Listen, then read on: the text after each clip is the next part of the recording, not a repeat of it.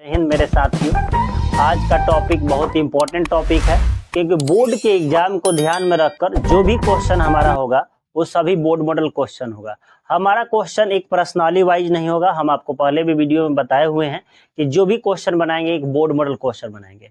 उसी board model question का एक महत्वपूर्ण क्वेश्चन यह है कि गुणनखंड विधि से एक द्विघात समीकरण दिया होगा, उसके आप शून्य कहे या मूल ज्ञात करने कहे, ये दोनों बात एक ही होता है। उस टाइप के क्वेश्चन आज लाए हुए हैं और ये क्वेश्चन आपको समझाते हैं। इसी आधार पर आप प्रश्नावली का क्वेश्चन, उदाहरण का क्वेश्चन बना सकते हैं या आपके स्कूल के टेस्ट में पूछे तो वहां भी आप सॉल्व कर सकते हैं। देखिए, ये जो टॉपिक है द्विघात बहुपद का, ये गुणनखंड विधि से इसके मूल ज्ञात करना है। अगर यहाँ मूल के जगह शून्यक लिख दे, अगर शून्यक लिख दे तो बात वही है कि हमें इसके दो शून्यक या मूल निकालना है। ठीक, तो हमें इसको कैसे बनाना है, चलिए हम आपको समझाते हैं कि एक एक टॉपिक बताएंगे, ताकि इस वीडियो का मेन टारगेट यही है कि आपको गुणनखंड विधि से द्विघात समीकरण का हल करना सिखा दिया जाए। ठीक, तो देखिए हम इसको हल करते हैं। हल में क्या होगा कि जो बातें लिखा गया उसको पहले लिखते हैं। क्या लिखा गया? 6x² माइनस x माइनस 2 बराबर 0, ये तो मान दिया गया है। अब इसको कैसे हल करें, तो आपको ध्यान रखना होगा, ये 9th क्लास में भी था, वहां भी आप पढ़े होंगे। इसको क्या कहते हैं? पहला टर्म और लास्ट टर्म को गुना किया जाता है। तो पहला टर्म कितना है? 6x² है और लास्ट टर्म कितना है? -2 है। गुना करेंगे तो कितना आएगा? -12x²। अब क्या होता है, इसको दो टुकड़ों में किया जाता है, दो पार्ट किया जाता है, ताकि जोड़ने और घटाने पर जो बीच वाला पार्ट है वो हमें प्राप्त हो जाए। यही काम करना है। तो अब 12 को दो टुकड़े किस किस आधार पर करेंगे? तो देखिए, 6 दूना भी 12 होता है, 4 तिहाई 12 होता है, 1 12 गुना होगा तो 12 ही होगा, और 12 का कंडीशन नहीं होगा, यही होगा। एक को प्लस, एक को minus, minus plus, plus minus, किसी को हम दर्शा सकते हैं, इसमें कोई दिक्कत नहीं। अब हम यहाँ देखते हैं कि जोड़ने घटाने पर कितना आना चाहिए। जोड़ने घटाने पर यहाँ पर 1 है, ठीक, 1x आ जाना चाहिए।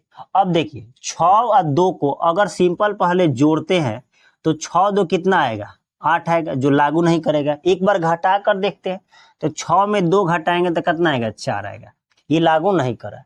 दूसरा, इसको पहले जोड़ते हैं तो 4 3 कितना होता है? 7, तो जोड़ने पर लागू नहीं होगा। 1 प्लस 1 माइनस, या घटाते हैं, इसको घटाएंगे तो 4 में 3 जाएगा, 1 आएगा। 1 तो आया, लेकिन यहाँ -1 चाहिए। तो -1 करने के लिए बड़े संख्या में माइनस रहेगा और छोटी संख्या प्लस रहेगी। तब इन दोनों को अगर प्लस करते हैं तो 4 में से 3 घट कर -1 मान दे देगा। यानी इसके जगह पर, इस 1 के जगह पर हमें -4x और +3x लिखेंगे। अगर ये लिख देंगे तो इसका मान बराबर हो जाएगा। तो हम क्या लिखेंगे? 6x का पावर 2 माइनस का 4x प्लस का 3x और माइनस का 2 दिया गया है। अब इसमें दो दो टर्म काटेंगे, 2 टर्म इधर के होंगे, 2 टर्म इधर के होंगे। इन दोनों में क्या कॉमन दिखा? तो 2 दिखा, और दोनों में x भी है तो x भी निकल जाएगा।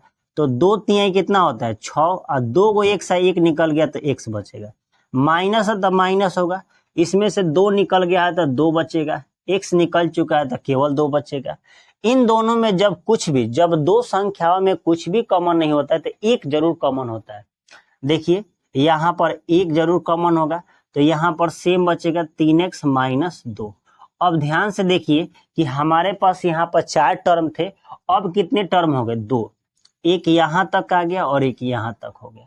अब 2 टर्म में ये वाला जो पार्ट है ये दोनों में है, तो इन दोनों पार्ट को निकाल लेते हैं। 3x माइनस 2, और यहाँ से क्या बचा? तो 2x प्लस का 1 बराबर 0। अब हमें 2 पार्ट आ गया। अब इसका हमें क्या करना है? शून्यक निकालना है, अर्थात x का मान निकालना है। तो हम क्या करेंगे? पहले इस टर्म को निकालते हैं।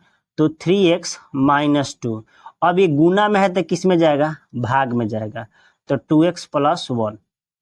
ठीक, पहले कंडीशन से हम चलते हैं। तो यहाँ क्या मिला? 3x minus 2। जब किसी जीरो में किसी संख्या से भाग करेंगे तो उसका मान कितना आता है? 0। अब देखिए ये प्लस में है तो उधर किस में जाएगा, माइनस में जाएगा। तो 3x बराबर कितना होगा 2, इसलिए x बराबर गुना में तो किस में जाएगा, भाग में, 2/3।